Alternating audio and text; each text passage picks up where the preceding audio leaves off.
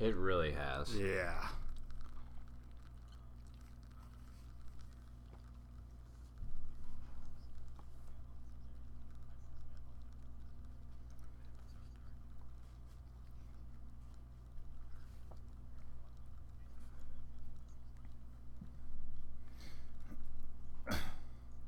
I Well, it would now that yeah. now that we got now that President Dipshit got involved, we have it now on not even the CNN Sports. We have it on the actual CNN now too. So, yay! Yeah. That certainly doesn't help. Yeah, it's not great. It's just taking on a life of its own, but But you know what? If you wanted to know more about that, you can go watch the CNN Sports or the regular CNN, and we'll talk about actual sports. right.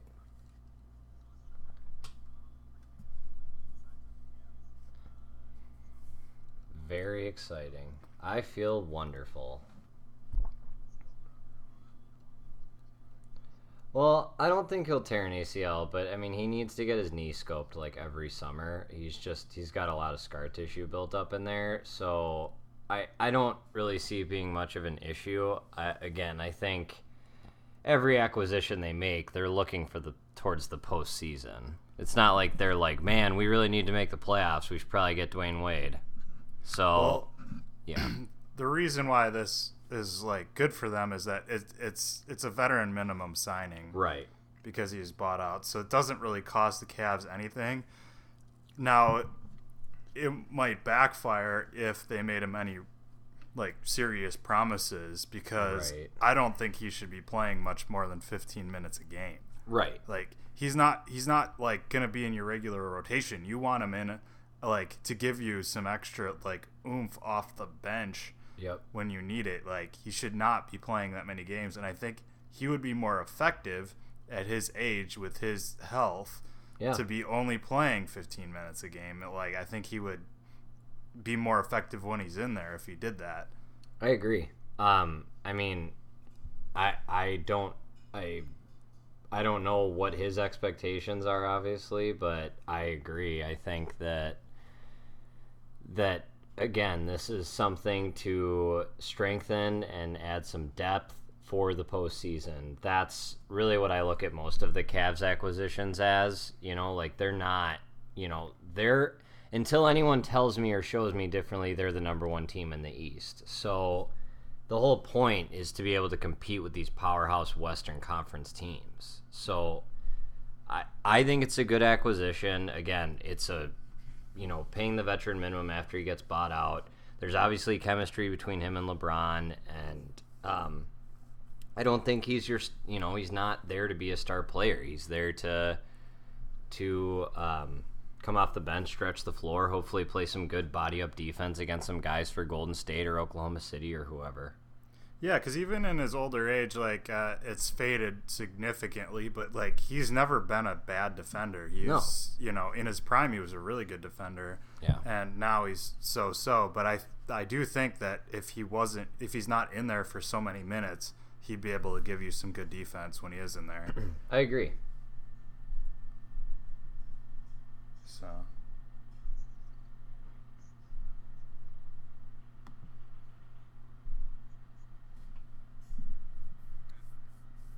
The baby daddy of Kylie Jenner. What?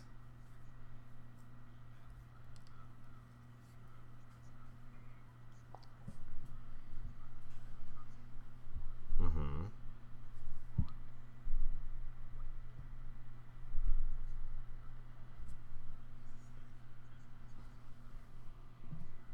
Mm-hmm. Yeah.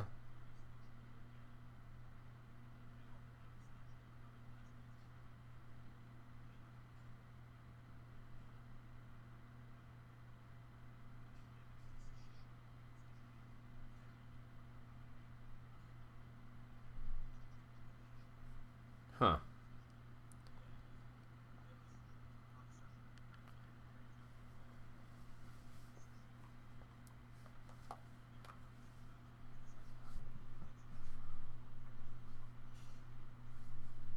Yeah. Yeah. Go ahead. It's no doubt about it. I mean, there were times especially in the postseason and throughout Kyrie Irving's career, that he makes these plays that are just absolutely spectacular. But just as often as he does that, he's a liability on 100% of the time on the defensive end. Right. And then just sometimes just doing stupid shit on the offensive end. He's extremely talented, but he's also dumb as fuck. Yeah. And, I think, I didn't watch the press conference yesterday, but I read snippets. They're expecting Isaiah Thomas to be back by January, blah, this, that, and the other. And, it's going to be the same thing. I really don't care until March or April, and I don't expect much different, until LeBron shows that he's fallen off. And I frankly think you're probably going to see the best Kevin Love year that you've seen in his career. I think. I would agree. I think he's gotten better every single year, and he is going to be absolutely instrumental to the Cavs' success. Yeah, and I think the Cavs actually got themselves a favor when the Irving thing popped up, because they knew they needed to make a move and bring someone new in, and Kevin Love was the default to as an asset to get rid of.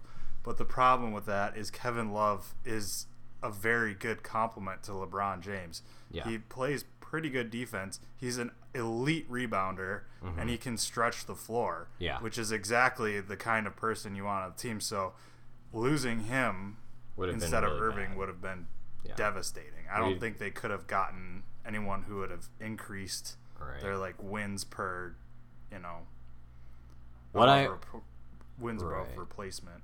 What I like most about this offseason, then we can move on. Sorry, I know we're kind of beating a dead horse, but what I like most is we're not spending money on these isolation basketball players, right? We're not spending a bunch of money on guys that just want to ISO and just spot up jump shoot, which, I think every team needs one or two of those guys, but at the same time, what we've seen, LeBron James, right? You let LeBron do that, and I think Isaiah Thomas is another guy that he's gonna, if hopefully he's healthy, he's gonna be able to score and create some offense on his own around the rim. But what they've done and what you need to do to beat a team like Oklahoma City, well, we'll see about Oklahoma City, but Golden State at least, you need guys that can sit on the perimeter, stretch the floor, and shoot the basketball, which is, I think, defense. Right. And I think that's really what we've seen the last 2 months, is the Cavs have made a concerted effort to get guys like that. So we'll see what happens.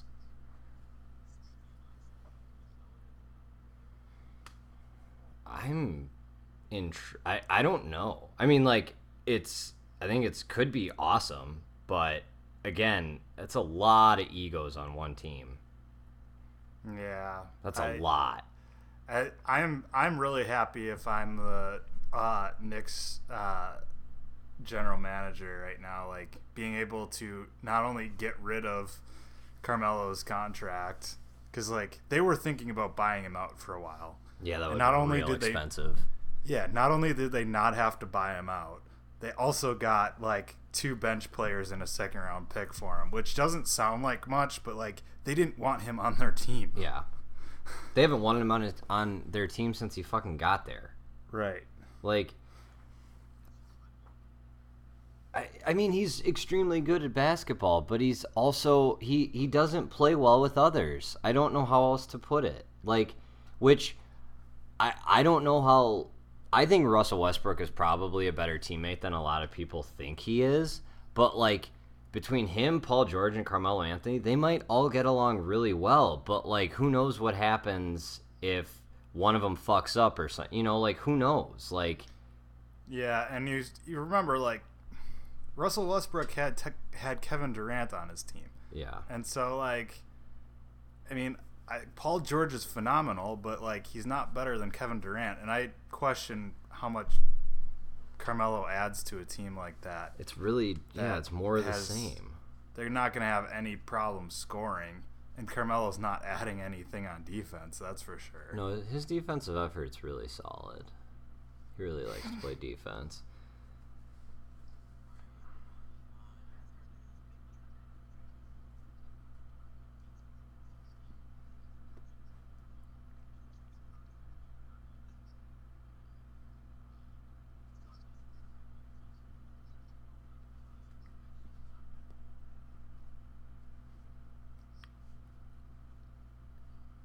He also might not want to. Yeah, he might not want to. I mean, that's...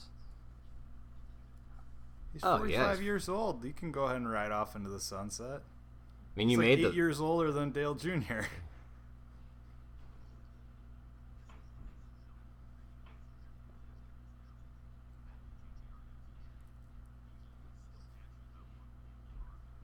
Maybe. Yeah, I don't know. I mean, it'll be... I don't think he'll have a problem getting picked up if he wants to. I don't see a lot, like, there's got to be a team out there that would take a veteran guy like that. You know, I don't see that being a huge issue. But yeah, maybe he just doesn't want to.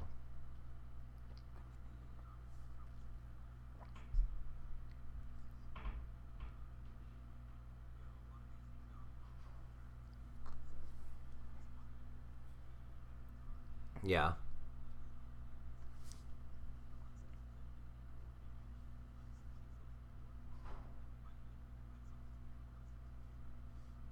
Who's driving? Oh, William Byron's driving the 5 next year. That's part of why I think, you know, if you really want to still keep going, I mean, like, you're already like any time now going to, you know, start to significantly lose your ability to race in an elite level, and you would probably be pairing that with jumping in a car that's subpar equipment. It's not JGR level equipment, because I don't think he's gonna go to a place like get in a place like Hendrick or. No, they've already filled all their spots. Yeah. Penske's extra spot went to Blaney, so I mean, he doesn't have one of the big 3. Yeah, I don't know. I mean, I think whatever he wants to do is totally cool. I like Matt Kenseth, so I think if he wants to fucking retire, he should. Yeah, I don't think we're ever gonna like not love Matt Kenseth for his sometimes you're the bat, sometimes you're the ball like interview. That shit was gold. It really was.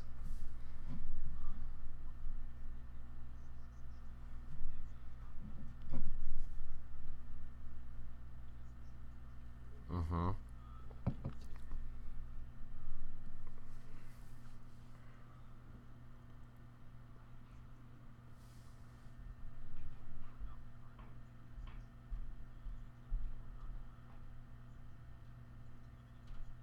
Oh, is this all because of Chase Elliott shit? Yeah. Yeah. How is he still allowed to race? Yeah, like that's the thing. I mean, if this was so bad, which everyone that has even remotely been talking about NASCAR and like the little bit of the race I watched this weekend, they mentioned it like 4 times. Like, what the fuck is going on?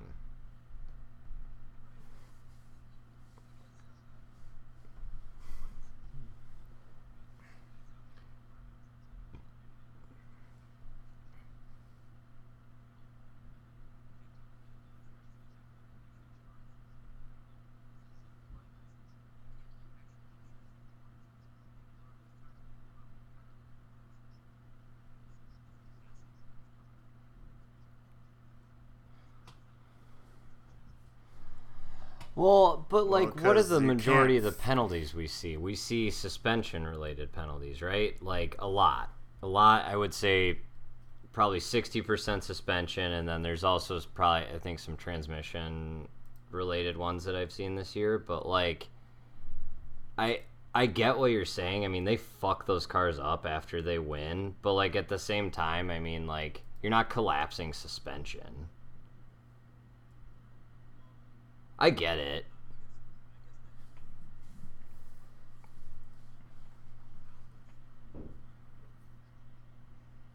Adam Stevens.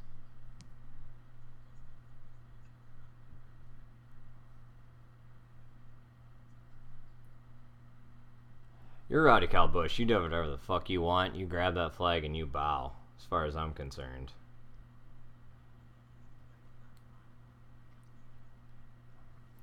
I don't think he should give a fuck.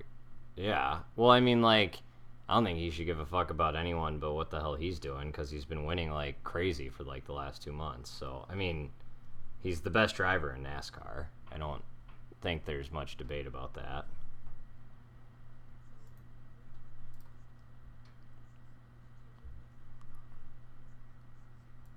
Penske's right.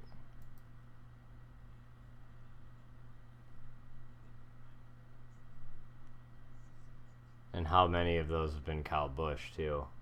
And that's not even, like... That's the crazy thing, is you can say it's Toyota, too, but it's really been Kyle Busch. I mean, like... Yeah, but the last 2 months of the season, like... Truex has won a lot of races, but if you look at polls, like, I'm pretty sure Kyle Busch has gotten, like, at least a poll almost every other week since probably the beginning of August. Brad and Kyle Larson got in on points, by the way. Very proud of Brad.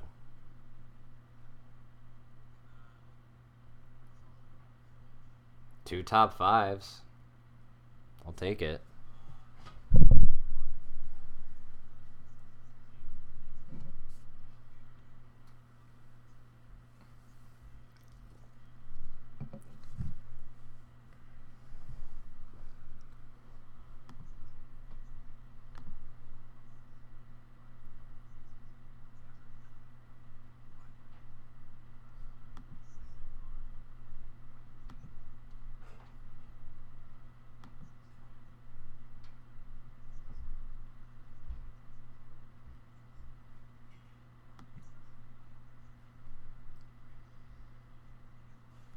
Oh yeah.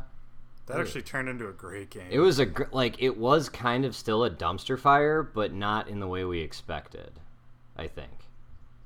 Right. Like, it was a type of dumpster fire, just not your traditional dumpster fire.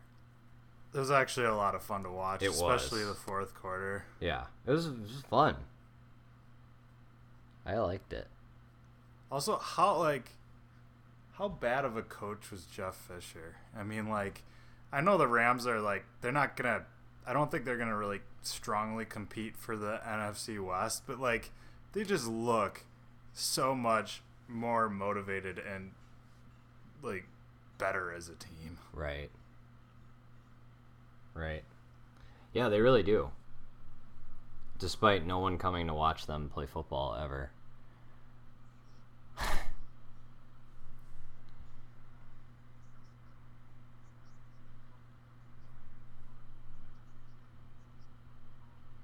They call them skips. It's a skip fire. I thought it would be called, like, the rubbish bin fire. Yeah, I think we should call it a rubbish fire.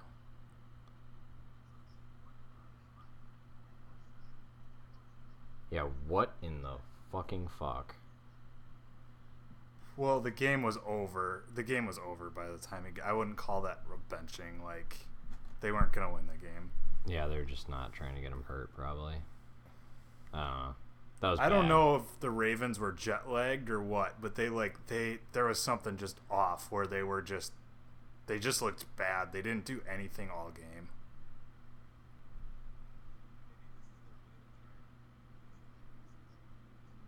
Maybe.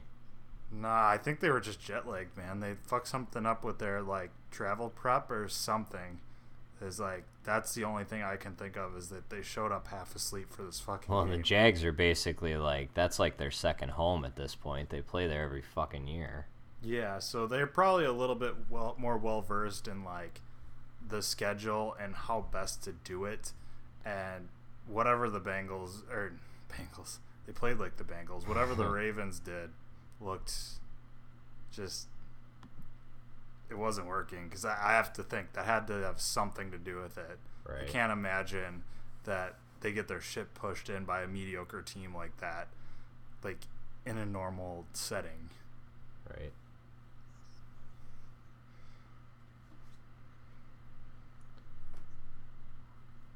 Yeah. And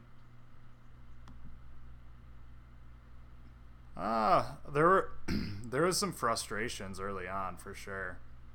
And I think what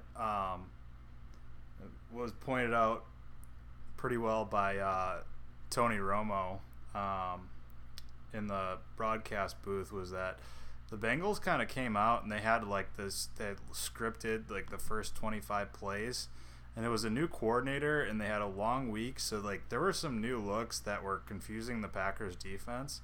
After those first 25 plays, and he like basically pointed out when they were at 25 plays, it was a different game. The Bengals didn't really do much on offense after that.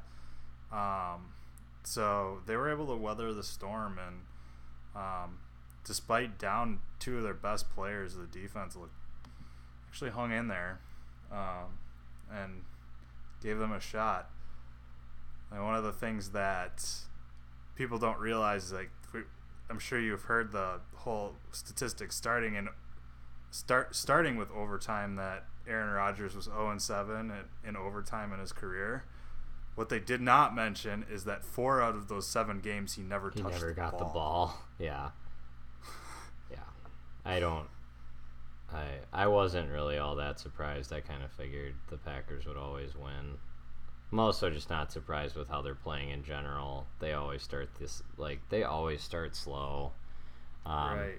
Which is why I think it was such a big win, is like I think they've, other than the year they started a couple years ago, they started 6-0 and just kind of fell apart. Like, other than that year, they have, I think, started 1-2 almost every year. Like, they have just not gotten off to a good start. Right. Which makes sense. They don't play their guys in the preseason at all. I mean, like, and they were really banged up. So, like, they had to win ugly, and they did. So I'm really jazzed, and had our both our tackles practice today. Bakhtiari and Balaga. How are they hurt? I just don't understand. I don't know, but we need them to play. Yeah, seriously, it's a short week too. Is Cobb gonna play? Probably not, huh? I think so. You think he will? Yeah, he's listed as a full participant in that's good. So he should play. Yeah, I would like that if he played. I think there were a lot of players that would have played in this last game had they not been turning around on a short week. Right. Yeah, that makes sense. Plus, it's first division game. They probably want to get a good start in the division. Yeah, and so they had their starting 2 tackles out, both of their primary backups out. So their top 4 tackles were out this last game. And then the guy who started at left tackle this last game, they just placed on IR. Right. So they need those 2 guys to start, because they're, down. They'd be literally down their top 5 offensive tackles. Right. Which is just incredible to me. But if those two play, they'll be just fine, because obviously I think it's known by his presence, like, David Bakhtiari is one of the best left tackles in the game, and Balaga is not a slouch either. Nope. So they could really use those guys healthy.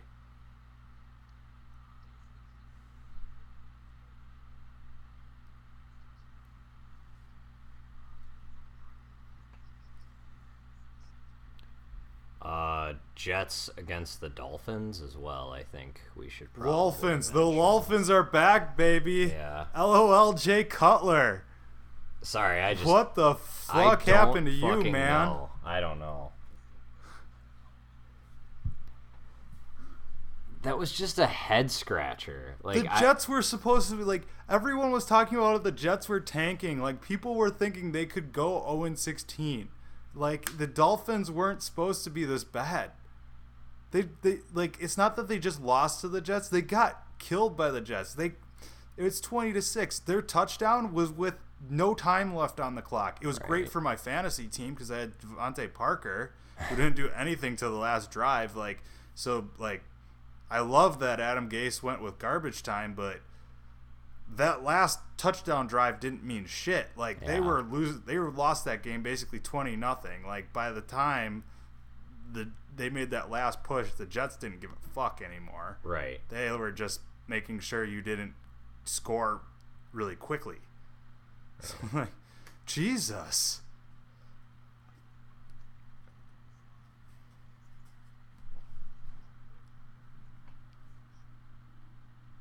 Huh.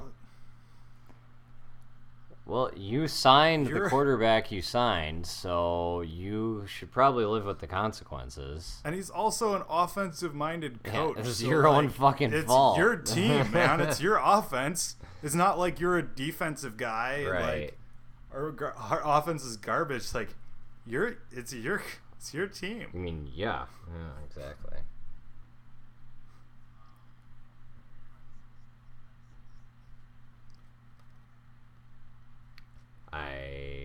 I don't know. I didn't watch any of it. The Saints looked like one of the worst teams in the league in the first 2 games, and the Panthers made them look good. I don't know what's going on. The Saints usually play like shit on the road, so I have no idea. I feel like the Panthers often disappoint. The Panthers are all over the map. Yeah. I agree. You don't know what you're going to get with them.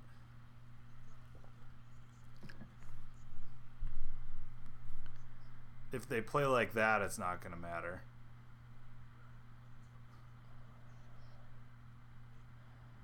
Those NFC South division games are fucking weird, though.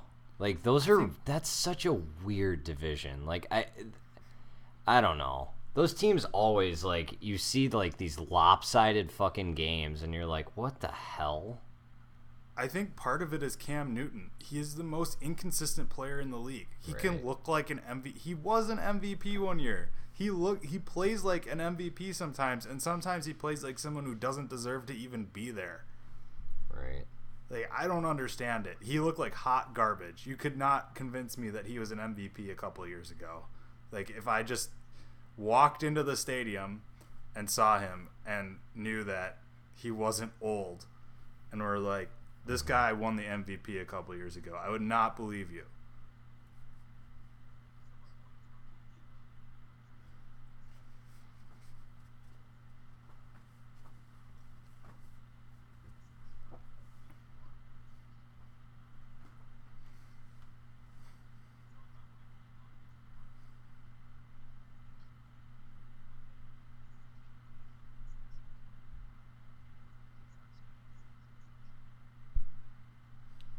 Yeah. Sounds awesome.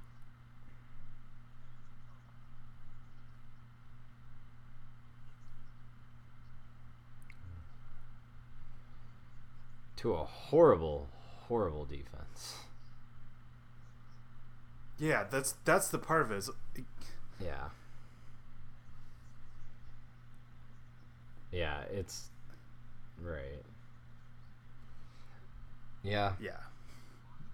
I still mark it up to the NFC South. That division, those interdivision or those divisional games in the NFC South are really weird. Those teams are really streaky. Like, look at the fucking like the Buccaneers this weekend.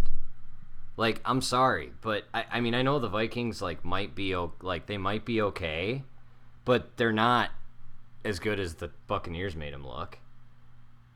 Yeah, and the Buccaneers looked pretty good in the previous week. I mean, they were playing the Bears. Jameis Winston's the Bears a fucking beat problem. the Steelers. What's going on? Yeah, I don't know, man.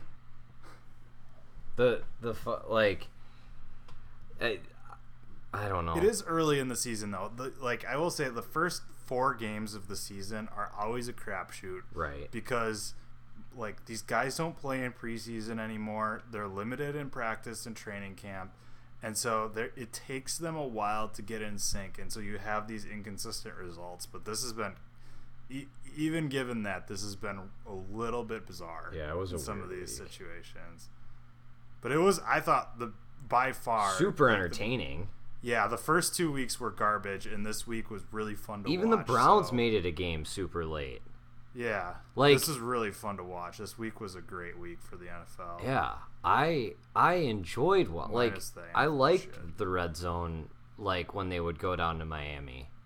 Even though it was an ass kicking, I really enjoyed watching it. I don't know why, mostly because I could just laugh. It's really fun to laugh at Jay Cutler. But yeah, I don't know.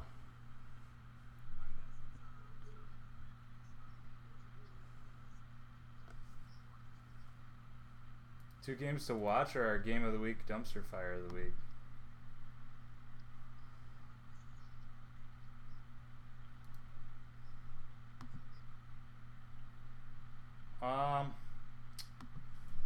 Let's go with Oakland and Denver. Those 2 teams have looked inconsistent, but like those should be 2 really good teams. Oh wait, check that. No, Is check, Vikings check, Lions? Check. Oh. Vikings Lions. I changed. I'm audibling. If you couldn't hear, but Yeah. I check. I think Vikings Lions might be a really good game. I agree. Lions kind of got jobbed last week. Yeah. Dumpster fire of the week. We're going back across the pond, so this is going to be a rubbish fire. A skip fire, rubbish in the skip, whatever you want to call it. London battle between aforementioned Dolphins and the New Orleans Saints. Do we want that, or do we want Bengals Browns? Or is that just like cherry picking? How about... Okay, Well, that's fair. I agree. I'd be willing to do a rubbish fire and a dumpster fire. Yeah, let's do 3 games. Fuck it, because I have a really difficult time not picking the Cincinnati-Cleveland game, because that's going to basically be like a prison brawl. Oh, Perfect comes back. Perfect is back this week. Yeah.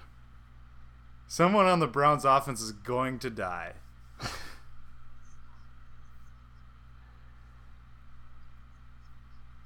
Ooh. Let's go Hokies. Yeah. Oh, we need to update the scores, by the way. Yeah, it was bad. Someone who has already had a commanding lead.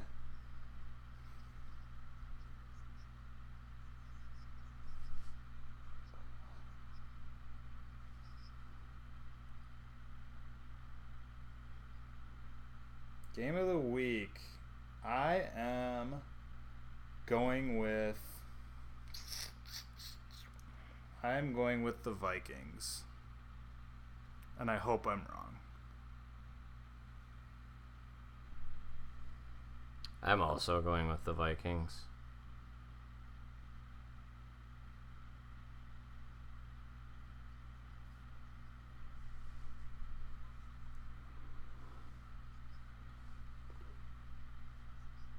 This is legitimately tough.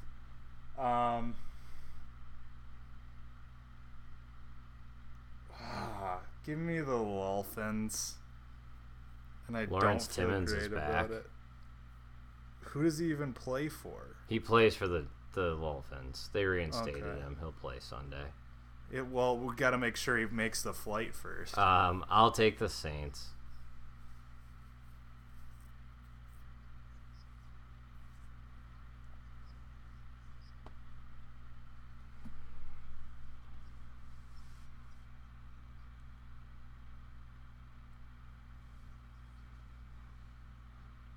I am going Such a with funny game. Okay, sorry. Marvin Lewis and his band of thugs. I there's no way they can go 0-4. I'm gonna take the Bengals too. I want to take the Browns, but there's no fucking way they can go 0-4. Let's go, Browns. Let's go. I know. Browns. Like, I would love it. I'm actually glad we all picked the Bengals because I'm gonna cheer really hard for the Browns.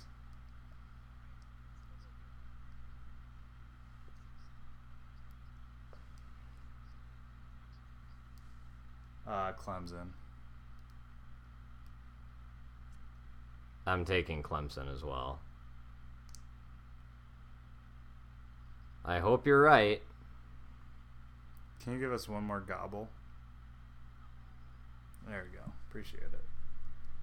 Are you sure we don't want to pick Ohio State Rutgers? Sorry, just kidding. That is No, probably... we can't do NCAA dumpster fire of the week. There are like 300 schools. Like, there's so many dumpster fires.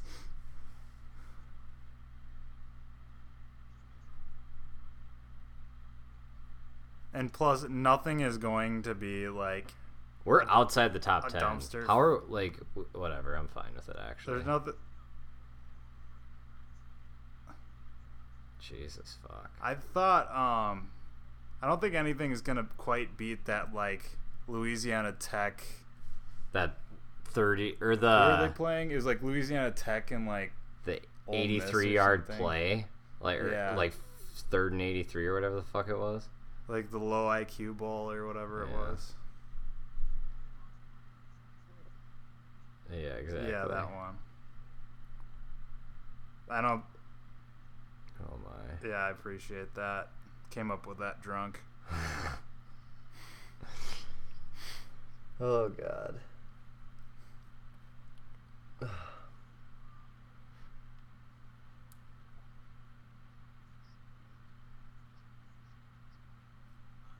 That's what he said? Mm-hmm.